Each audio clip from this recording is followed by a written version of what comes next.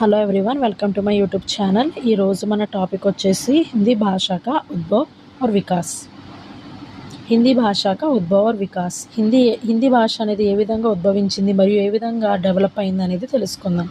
భారత్ में मुख्य रूप से दो परिवार है। భారతదేశంలో ముఖ్య రూపంగా రెండు పరివారాలు అనేవి ఉన్నాయి।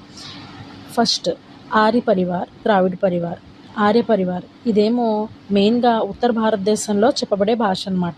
ఈ ఉత్తర భారతంలో మెయిన్గా చెప్పబడే భాష ఏమిటంటే సంస్కృతం నుంచి హిందీ ఏ విధంగా క్రమేపీ డెవలప్ అయిందో అనేది ఆర్య పరివార్ మరియు ద్రావిడ పరివార్ మధ్యలో ఉన్నటువంటి కాలం భారతీయ ఆర్య భాషా కాలని అంటారు। నెక్స్ట్ ద్రావిడ పరివార్ ఇదేమో మన దక్షిణ భారతదేశం అంటే ద్రావిడ భారతంలో చెప్పబడేదన్నమాట।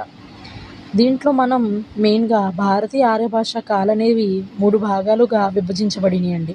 దాంట్లో ఫస్ట్ ప్రాచీన భారతీయ ఆర్య భాషా కాల్, ఇదేమో ఈస్వీ పూర్వ 1500 నుంచి 500 ఈస్వీ పూర్వ వరకు చెప్పబడింది। ప్రాచీన్ భారతీయ ఆర్య భాషా కాల్ ఈస్వీ పూర్ 1500 to 500 ఈస్వీ పూర్, ఇది దాదాపుగా 1000 సంవత్సరాలు పాటు ప్రాచీన భారతీయ ఆర్య భాషా కాల్ అనేది అయిందండి। ఇది ఈ సమయంలో 2 రకాల సంస్కృతం అనేది చాలా ప్రచలితంగా ఉండేదండి। అదేంటంటే సంస్కృతం 2 రకాలండి, వైదిక సంస్కృత్, లౌకిక సంస్కృత్ అండి। వైదిక సంస్కృత్ అనేది వేద ఉపనిషత్తులు బ్రాహ్మణ గ్రంథాల్లో చెప్పబడిందండి।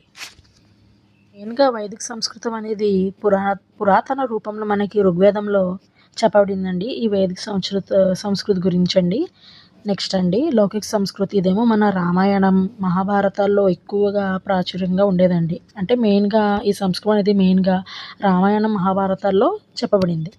నెక్స్ట్ అండి వైదిక సంస్కృతం అంటే ఏంటో తెలుసుకుందాం। ఈ వైదిక సంస్కృతం అనేది వేదాలు ఉపనిషత్తులు బ్రాహ్మణ గ్రంథాల్లో చెప్పబడిందని చెప్పాను కదా। మెయిన్గా వీటిలో 3 లింగాలండి, పుల్లింగ్, స్త్రీలింగ, నపుంసకలింగ। నెక్స్ట్ 3 వచనాలు, ఏకవచనం, బహువచనం, ద్వివచనం అండి। నెక్స్ట్ 8 కారక్ అనేవి ఉన్నాయి। 4 సమాసాలు మెయిన్గా మనకి ద్వంద్వ సమాసం, బహువ్రీహి సమాసం అండి, కర్మధారయ సమాసం, తత్పురుష సమాసం అనేవి ఉన్నాయి। వైదిక సంస్కృత్ దీని యొక్క పురాతన రూపం మన ఋగ్వేదంలో తెలుస్తుందండి। వైదిక సంస్కృతికు వేదిక్ ఛాందస్ అని కూడా, వేదిక్ ఛాందస్ అని కూడా ఈ వైదిక సంస్కృతంకి నెక్స్ట్ పేర్లండి ఇవన్నీ। వైదిక సంస్కృతంలో ఎక్కువగా 52 అంటే ధ్వనులు 52 అనేవి ఉండేవండి।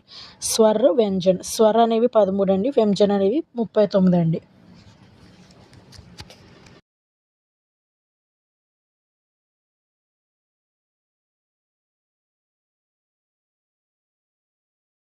నెక్స్ట్ వచ్చేసి లౌకిక సంస్కృతం అండి, దీన్ని బోల్చాలికి భాష అని కూడా అంటారు। లౌకిక సంస్కృతం యొక్క పురాతన రూపం అనేది వాల్మీకి రచించినటువంటి రామాయణం నుంచి లభిస్తుందండి। పురాతన రూప్ వాల్మీకి కా रामायण में मिलता है। नेक्स्ट अंडी लौकिक संस्कृत का परिनिष्ठित रूप पाणिनि का अष्टाध्यायन में मिलता है।